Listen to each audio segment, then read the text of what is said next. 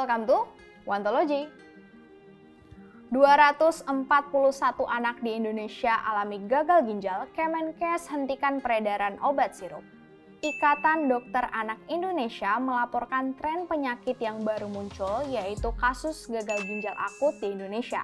Nah, kasus ini dilaporkan oleh IDAI karena mayoritas pasien yang terjangkit adalah anak-anak balita berusia di bawah 5 tahun.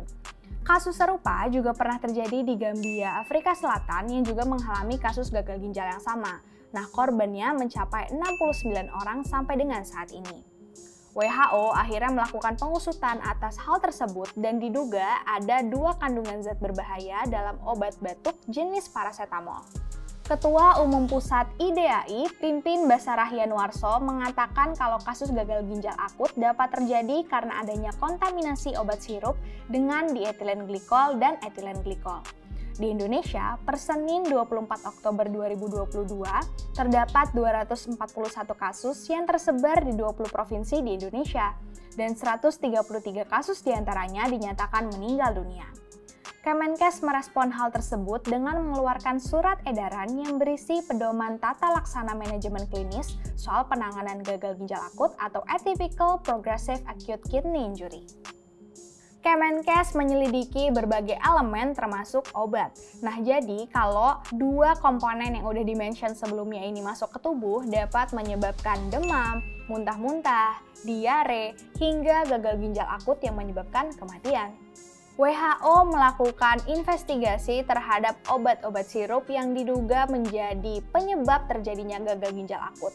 Nah, yang pertama adalah Promethazine Oral Solution, Covex Malin Baby Cough Syrup, Macov Baby Cough Syrup, dan Maghrib and Cold Syrup. Nah, produk-produk ini diproduksi oleh Maiden Pharmaceutical Limited di India.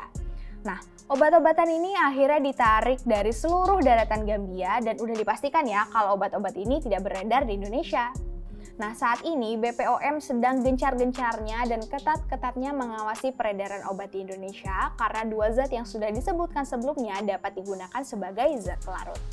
Ikatan Apoteker Indonesia mengeluarkan rilis mengenai ambang batas penggunaan etilen glikol dan dietilen glikol.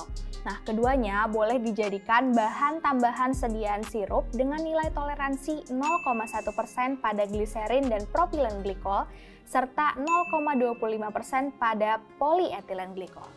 BPOM juga baru mengeluarkan rilis ada temuan 5 obat sirup yang diduga mengandung etilen glikol dan dietilen glikol dalam ambang batas yang tidak sesuai. Tapi BPOM menyebutkan meskipun ada kandungan 2 zat tersebut di dalam obat-obat ini, belum dapat dipastikan kalau kelimanya adalah penyebab utama terjadinya kasus gagal ginjal akut di Indonesia.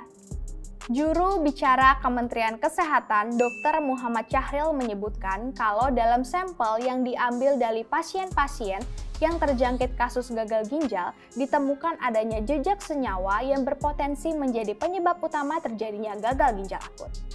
Dari banyaknya kasus-kasus yang dilaporkan ke fasilitas layanan kesehatan, hampir semuanya menemui gejala yang sama, yaitu demam, batuk pilek, diare, hingga muntah-muntah. Dan yang paling signifikan adalah semuanya mengalami kesulitan untuk buang air kecil. Nah, kalau dianalisis, kesulitan buang air kecil ini bukan terjadi karena adanya penyumbatan, tapi karena ginjal gagal untuk memproduksi urin. Nah, setelah dilihat kembali, tidak hanya ginjal yang mengalami masalah, tetapi juga ada pembengkakan dalam liver dan juga masalah pendarahan dalam organ-organ vital dalam lainnya. Kemenkes menginstruksikan dalam pedoman pemberian obat pada pasien gagal ginjal berupa intravena imuglobulin perlu mendapatkan persetujuan dari Dirjen Farmasi dan Alat Kesehatan Kemenkes. Orang tua diminta waspada dengan kondisi anak. Jumlah dan warna urin yang berwarna pekat atau kecoklatan dan produksinya kurang dari 0,5 mm per kilogram berat badan per jam dalam 6 sampai dengan 12 jam. Jika tidak ada produksi urin dalam waktu 6 sampai 8 jam, maka anak harus segera dirujuk ke rumah sakit.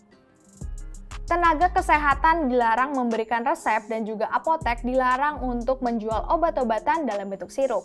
Edaran ini berlaku mulai 19 Oktober 2022 sampai batas waktu yang belum ditentukan. Ini adalah daftar obat sirup yang aman digunakan oleh masyarakat. Ini adalah obat sirup yang tidak mengandung propilen glikol, polyethylene glikol, sorbitol, atau gliserin. Sebagai bentuk precaution jika anak mengalami demam, ada hal-hal penting yang harus dilakukan oleh orang tua. Yang pertama, kompres menggunakan air hangat. Hindari menggunakan air dingin karena dapat menurunkan suhu tubuh anak secara drastis yang dapat mengarah pada hipotermia. Yang kedua, gunakan pakaian yang tipis agar panas keluar dari tubuh anak. Dan yang ketiga, pastikan asupan cairan yang masuk ke dalam tubuh anak dalam kondisi yang cukup. That's it for the news. Let's check the other one.